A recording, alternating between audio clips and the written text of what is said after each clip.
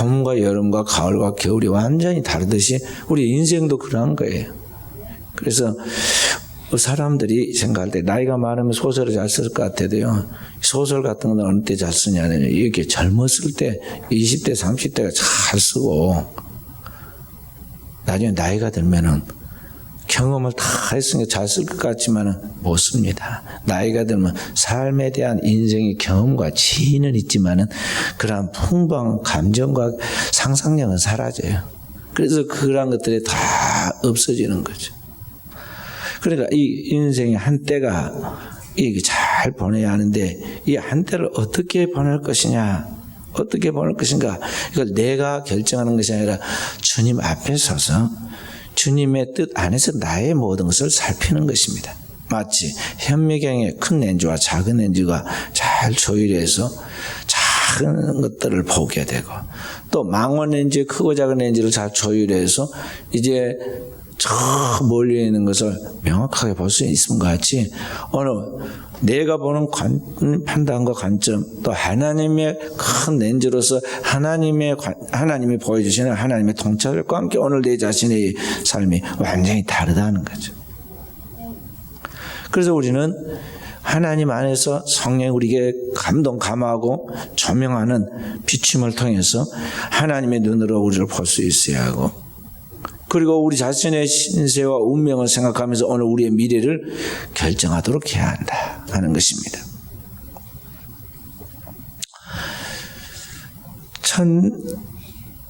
1674년에 안톤 판 에우엔 훅이라는 사람이 현미경을 만들었어요.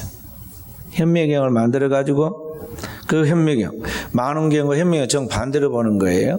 그런데 이 현미경을 가지고 확대해서 보니까 이 물, 우리가 먹고 있는 이 한 방울의 이 물이 그냥 깨끗한 물인 줄 알고 우리가 막 마시잖아요. 자, 이렇게 마시는데 이 물 속에, 한 방울의 물 속에 미세한 존재들이 그 속에 있는 걸 보았어요.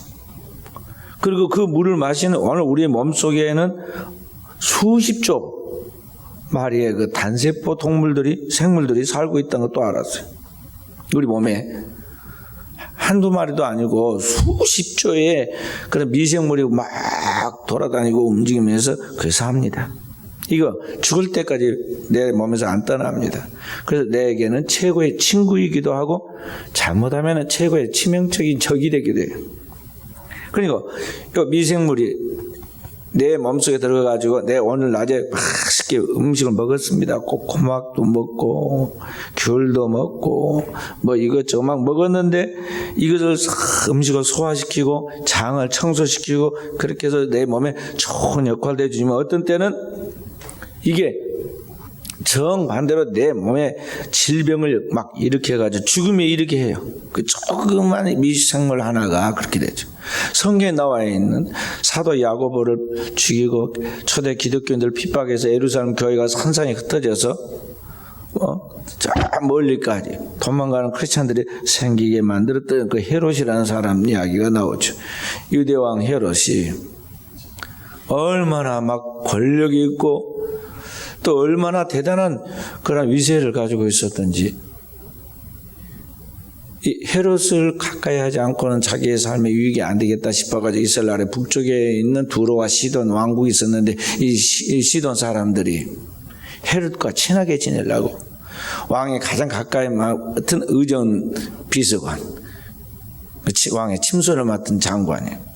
그 사람을 통해서 청을 넣어가지고 초대를 했습니다. 그리고 와가지고 막 헤롯 왕을 죽이고 칭찬하고 그렇게 합니다. 헤롯도 그때 가서 사람들 앞에서 아주 멋있게 차려입고 빛나는 옷을 입고 떠오르는 햇빛 앞에서 쫙 연설을 하는데 백성들이 막 환호하면서 이건 과연 사람의 소리인가 신의 소리로다 막 박수를 치고 환호를 했어요.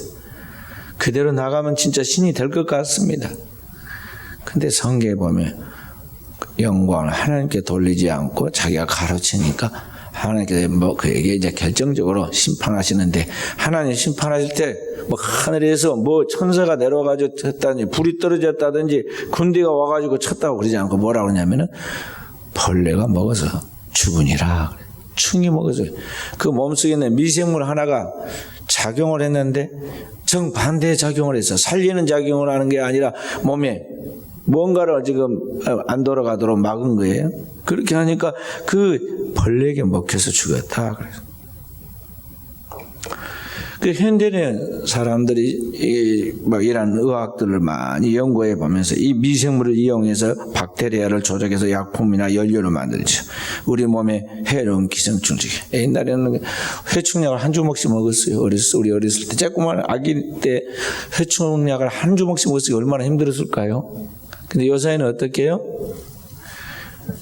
회충약 하나만 먹으면 돼. 하나. 가족이 딱 하나씩만 먹으면 돼요. 그러면 그 다음에 옛날에는 회충약을 먹으면 이게 회충이 마저 막 얼마나 몸에서 많이 나온지 몰라. 이렇게 긴 거 작은 거 막 해가지고 보기만 해도 막 무서워. 근데 회충약 먹고 그 다음날 보면은 막 이게 막 줄줄이 나옵니다. 근데 지금 어떻게 해요? 지금은 여기에 산산이 분해가 돼가지고 안 보여. 다 대변에 섞여갖고 나와서 몰라서 그 전부 다 그 속에 그 회충 수십 마리가 죽어 나와 있다는 걸 알아야 돼. 회충이 뭐 그 다음날. 지금은 다 이렇게 하죠. 그러니까 사실 우리가 모르고 지금 산 거예요. 하나님의 창조한 세계 속에서 하나님의 무궁한 그 은혜와 사랑과 은총에 대하여 크게는 죄인이 내가 알지 못하는 죄인인지도 알지 못하고 죄 가운데 죽어가고 있을 때 그 아들 예수 그리스도를 보내겠다고 약속하시고 약속한 대로 그 말씀을 성취하여 예수 그리스도를 아기로 보내시고 그리스도 예수가 그 키와 지혜가 자라가며 사람과 하나님 앞에 사랑스러운 사람이 됐는데 말씀이 육신인 그 예수 그리스도를 통해서 그 영원한 하나님을 통해서 거기서 은혜와 진리가 무궁하게 흘러나와서 많은 사람들을 살리죠. 가난한 자, 병든 자, 소외된 자, 이 땅에 질병 걸려 고통하는 사람들을 다 살려내죠. 그리고 그 예수 그리스도의 피의 공로로 영원한 속죄를 이루어서 그 예수 그리스도의 이름을 믿는 자마다 멸망치 않고 영생을 얻는 천국길을 열어놓으시고 그리스도 예수가 첫 번째 살아나는 부활체가 되고 그를 믿는 모든 사람들 그를 따라 두 번째, 세 번째, 네 번째 부활을 얻게 되어서 우리가 영원한 하나님 나라에 들어가는 은총을 주었죠. 그래서 예수 그리스도를 길과 진리와 생명이라고 그런 거죠. 그런 구속의 은혜를 베푸시고 땅에서 살아가는 삶 속에서는 우리가 그런 작은 거 하나까지도 하나님의 우리를 보호해서 우리가 알지 못하는 가운데 살아가게 만드셨다는 거죠. 그래서 우리는 하나님을 아는 영생을 아는 지식을 주어서 우리 하나님을 잘 믿어 영생을 얻도록 한 그 하나님께 감사해야 하고 어떤 우리의 일상의 삶 속에서도 하나님은 우리를 지키시고 보호하시고 인도하신 그 은혜에 대하여 우리는 무조건 범사에 감사해야 한다는 것입니다. 그래서 여기 보면 그리스도 예수를 여기에 이름으로 감사하되 항상 감사하고 범사에 감사라고 그랬어.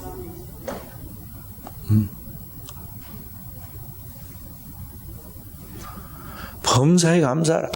항상 감사라는 것은 뭐야? 시시때때로 감사라. 범사에 감사라면서 모든 환경에 감사하라 그 말이에요. 모든 환경에 좋은 환경뿐 아니라 나쁜 환경에도 감사하라는 거예요. 욥의 이야기가 나오잖아요.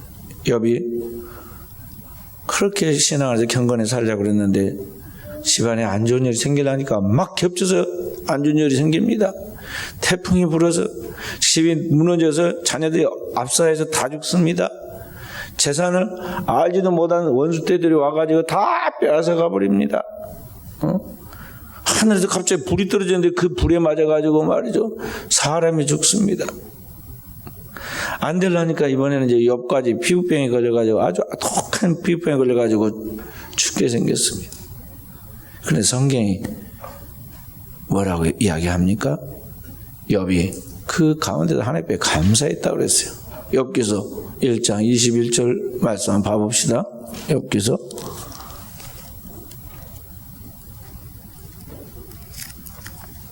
1장 21절 22절 이르되 내가 모태에서 알몸으로 나와 싸운즉 또한 알몸이 그리로 들어가올지라 주신이도 여호와시오 거두신이도 여호와시오니 여호와 이름에 찬송을 받으실지니이다 하고 이 모든 일에 욥이 범죄하지 아니하고 하나님을 향하여 원망하지 아니하니라. 고난 속에서 범사에 감사하는 욥을 볼 수 있어요. 보통 사람은 그리 절대 못합니다. 조금만 컨디션이 나빠도 그냥 얼굴에 인상을 다 써요. 사진 찍을 때는 그래도 막 웃으려 애를 쓰는 그 사람이 어떻게 조금만 컨디션이 안 좋거나 조금만 상황이 안 좋다 느끼면 그렇게 얼굴이 이상하게 갖고 다니까. 그래서 욥은 진짜 어려웠는데 하나님 앞에 감사합니다. 그런데 또 욥께서 마지막에 고난 중에 마지막에 하는 말씀 나와요. 41장 5절 6절 다 함께 내가 주께 대하여 귀로 듣기만 하였사오나 이제는 눈으로 주를 배움나이다. 그러면 내가 스스로 거두어드리고 티끌과 제 가운데도 회개하나이다. 하나님 앞에 지금 감사하는 거예요. 전에는 내가 주님에 대하여 풍문으로만 아는 정도였다. 귀로 듣기만 하였사오나 이제 눈을 주를 배우나이다. 백문이 불여인 게 아니라 이제는 주님을 내가 직접적으로 보고 있는 것과 같다는 거죠. 그래서 옛날에 그렇게 무지한 가운데서 내가 제대로 감사하지 않은 것에 대해서 회개한다고 그랬어요. 그래서 우리 그리스도인은 자기가 이해가 되든 되지 않든 간에 우리의 삶의 모든 부분에서 하나님 앞에 감사하는 그런 체질로 우리의 신앙과 삶이 바뀌어야 하겠습니다. 결과는 합력해서 선을 이루는 것이다 하는 것이죠. 어떤 사업가가 큰 계약을 앞두고 미국으로 출국하기 전에 차를 급하게 몰고 공항으로 가다가 순간 착각을 해가지고 옆에 가벼운 접촉사고가 났습니다. 그래서 접촉사고가 났는데 빨리 해결될 줄 알았더니 마음을 급하게 먹으니까 상대편이 더 합의를 안 해줍니다. 그래가지고 이야기가 좀 길어져가지고 급하게 그걸 끝마치고 가니까 비행기가 떠버렸어요. 큰일 났습니다. 그 비행기를 꼭 타고 타고 도착하면 바로 회의 들어가서 계약하기로 했는데 이게 지금 문제가 생겼어요. 그래서 너무너무 안 좋아가지고 미국 거기 계약할 회사에 전화를 했습니다. 이러저런 일이 있어서 내가 비행기를 놓쳤는데 다음 비행기로 갈 테니까 양해해 주시고 좀 기회를 주십시오. 됐습니다. 없는 걸로 하죠. 우리에게는 그만한 시간이 없습니다.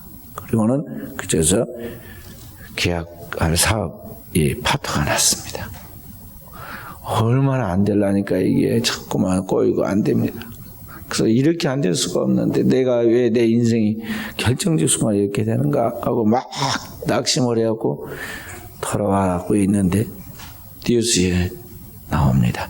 방금 자기가 타고 가려고 했던 그 비행기가 가다가 추락을 해가지고 거기 있는 사람이 다 죽었다는 거예요. 서너 시간 후에 나타날 일인데 어떻습니까? 오늘의 불행이 내일에 가보면 아무리 온천을 얻어도 자기 생명을 잃으면 무엇이 유익하겠어요? 인생이란 그런 거예요.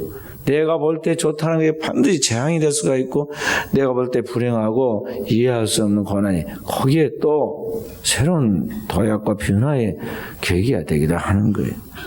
그렇기 때문에 우리는 내가 인생의 모든 걸 다 알고 내가 모든 걸 결정해야 한다고 생각해서는 안 되고 내 뜻대로 안 됐다고 한탄하고 좌절하고 절망하고 그렇게 해서는 안 되고 오늘 우리는 이해할 수 없는 모든 고난 속에도 진정한 감사를 하나님 안에서 그리스도 예수로 인하여 하나님께 올리는 감사를 드릴 수 있는 영적 수준의 성령 충만한 상태로 우리를 발전시켜야 한다 하는 것입니다. 우리가 잘 아는 여기 가까운 순천에서 가까운 여수의 영원에 6.25 때 심우했던 목사님이 계십니다. 손연준이라는 목사님이신데 여기서 애영원에 가서 애영원의 환자들과 함께 살고 그들과 함께 인생의 모든 사명을 마치려고 이름을 양원이라고 고쳤어요. 애양원, 손양원. 그래서 손연준이에요 원래 이름. 손연준 목사님. 우리 학생들 데리고 제가 갔다 왔잖아요. 작년인가요? 재작년인가요? 재작년에 갔다 저기 함양이 작년이지? 응, 작년이야. 함양 아니고 함안에 가니까 함안에 손양원 목사님 태어난 생가가 있고 거기에 기념관도 세워졌잖아요. 시에서 세워놓은 기념관 또 잘 세워놨어요. 거기 출신인데 그분이 경상대에서 신학을 공부하고 또 사역을 처음 전도사 때 거기서 보내고는 목사가 되기 전에 애양원에 와가지고 여수 애양원에 와가지고 여기서 목사가 됐어요. 그리고 이름을 개명했어요. 손양원이라고.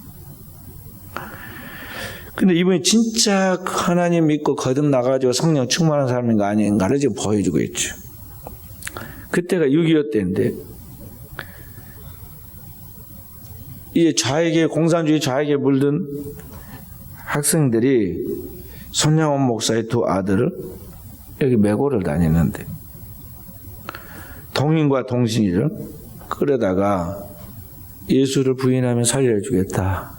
그러나 기독교를 믿는다고 자꾸 고집을 부리면 죽는다고 위협을 했는데 죽는 것은 두렵지 않다.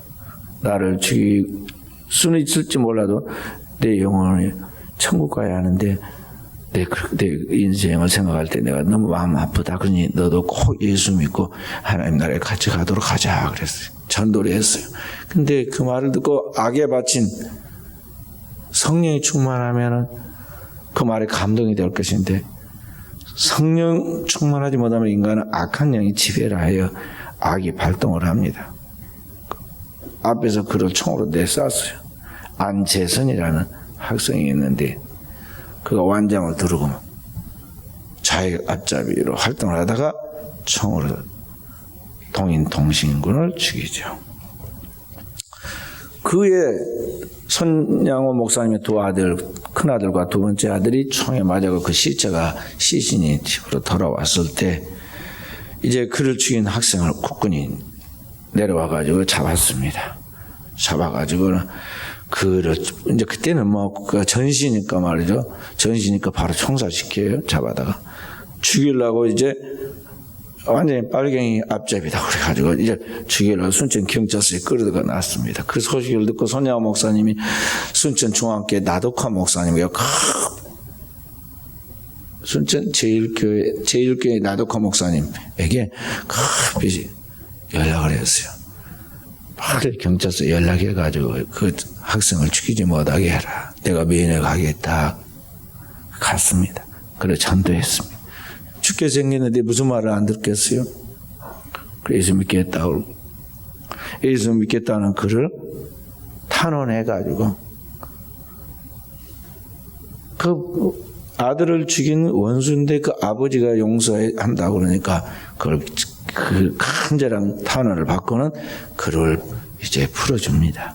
그래서 자기 집에 양자로 불러들여요. 그 집에는 3남 3녀가 있는데 그 목사님 집에 3남 3녀가 있는데 첫째 아들과 둘째 아들을 죽였으니까 나이 어린 막내 아들하고 거기에 여자들이 딸들이 셋이 있단 말이죠. 그런데 그 오빠들을 죽이고 형을 죽인 그 원수를 데리고 같이 밥을 먹고 같이 자야니 얼마나 힘들었겠어요.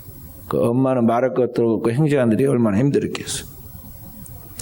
그런데 그들을 다 감사하고 양자로 삼고 두 아들의 장례를 치르면서 10가지 감사 기도를 하나님 앞에 드리죠.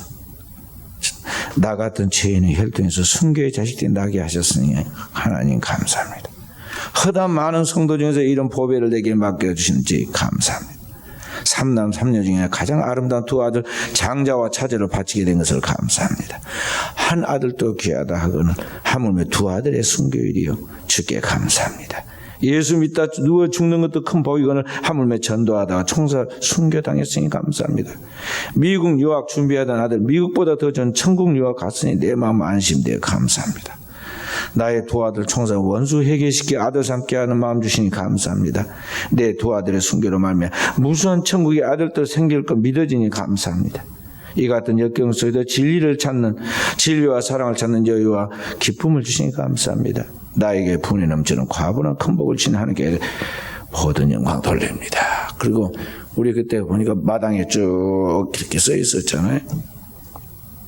그러니까 진정으로 거듭나고 성령이 충만하면 이 땅에서 살고 죽는 거, 나아가고 들어가는 거, 높고 낮은 거, 다른 사람이 이 말 저 말하고 뭐 핍박하고 비웃고 조롱하는 거 초월해서 범사에 감사가 이렇게 나오는 거예요.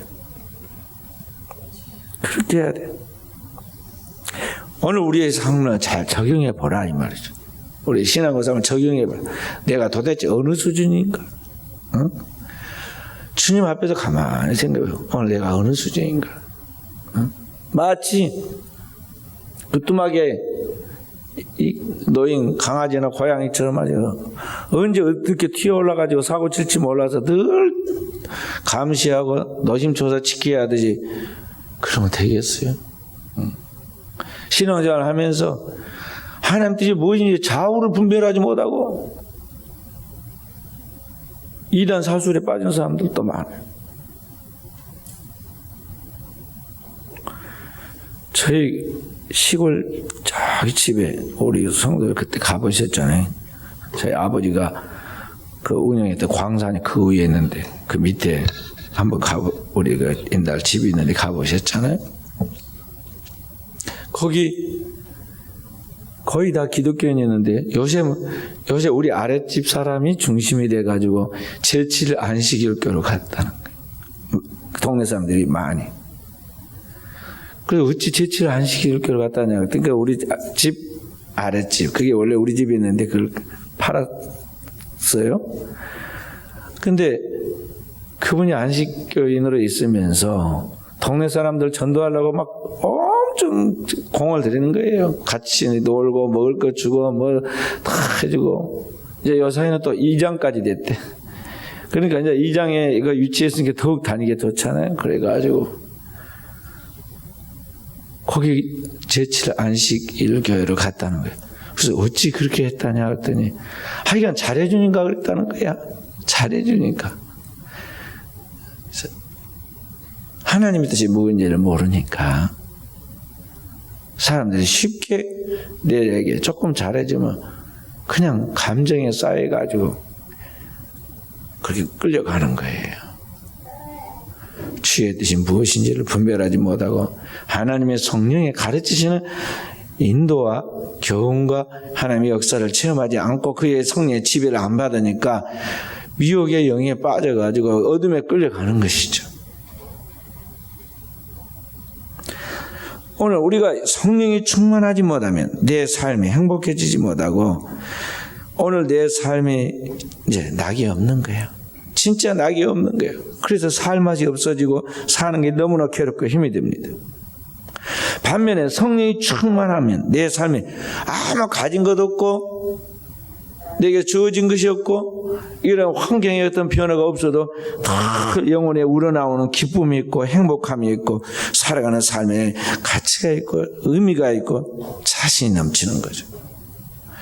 그리고 주님처럼 높은 영성과 함께 그의 인격이 고양되어 있기 때문에 주님이 말씀하신 파도가 잔잔하고 죽은 자가 살아나고 병자가 남은 것 같이 권세 있는 언행이 나오는데 말한 대로 선포한 대로 축복한 대로 열매를 맺게 하신다는 거예요. 그렇기 때문에 우리의 사랑하는 성도들은 이제 하나님 앞에 살아갈 때 우리의 삶을 항상 성령이 충만한 하나님의 은혜 안에서 살아가도록 우리의 삶을 훈련해야 돼요. 철저히 무장해야 한다는 거죠. 이게 하루아침에 안 되니까 어릴 때부터 훈련을 시키는 거예요.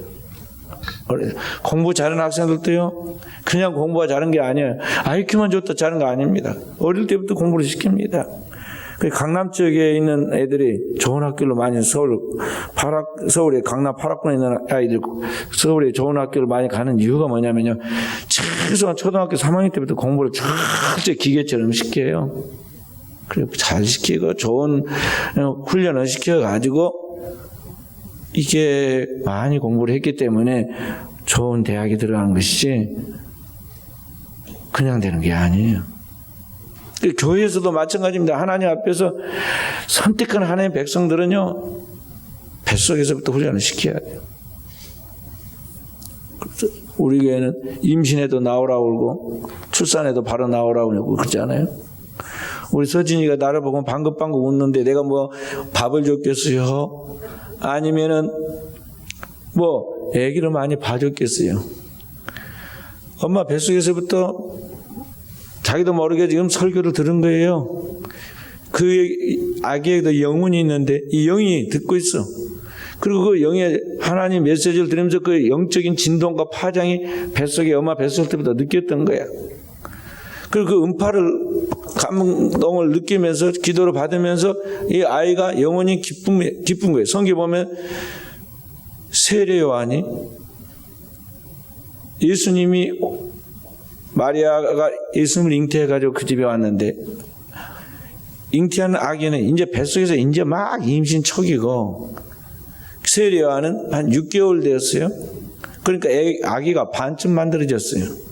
그래서 성경 뭐라고 하냐면 막 아이가 기쁨으로 그 안에서 엄마 뱃속에서 6개월짜리 뛰놀았다고 그래.